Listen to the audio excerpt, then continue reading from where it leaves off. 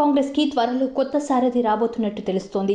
ముఖ్యమంత్రిగా ఉన్న రేవంత్ రెడ్డియే ప్రస్తుతం పీసీసీ అధ్యక్షుడిగా ఉన్నారు. ఈ నెల 27 నాటికి ఆయన గడువు ముగియనుంది.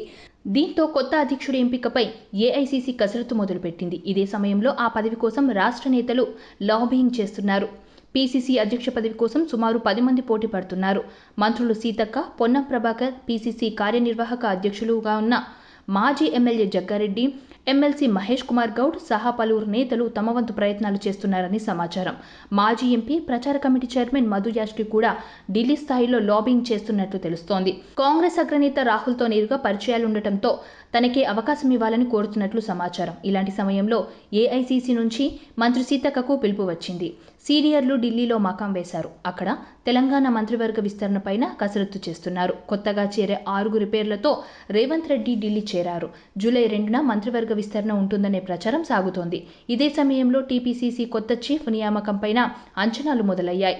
రేవంత్ రెడ్డి పీసీసీ చీఫ్ పదవీకాలం ముగియడంతో కొత్త పీసీసీ చీఫ్ నియమించాల్సి ఉంది. సీఎం పదవితో పాటు పీసీసీ చీఫ్ పదవి ఒకరికే ఇవ్వరు.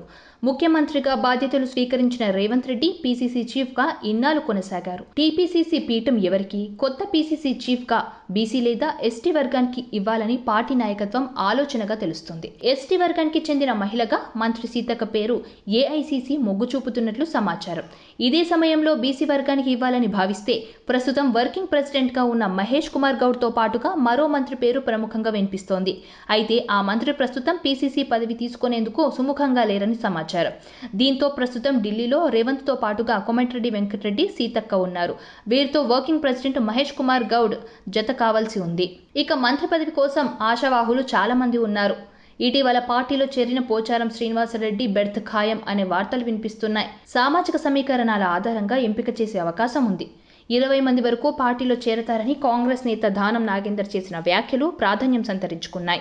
పీసీసీ చీఫ్ నియామకంతో పాటుగా కేబినెట్ విస్తరణ, పార్టీలో చేరికల అంశంపైన హైకమాండ్తో రేవంత్ చర్చల తర్వాత అధికారిక నిర్ణయం వెలువడనుంది. సబ్స్క్రైబ్ చేయండి. Please like, share and subscribe to top Telugu TV. Top Telugu TV.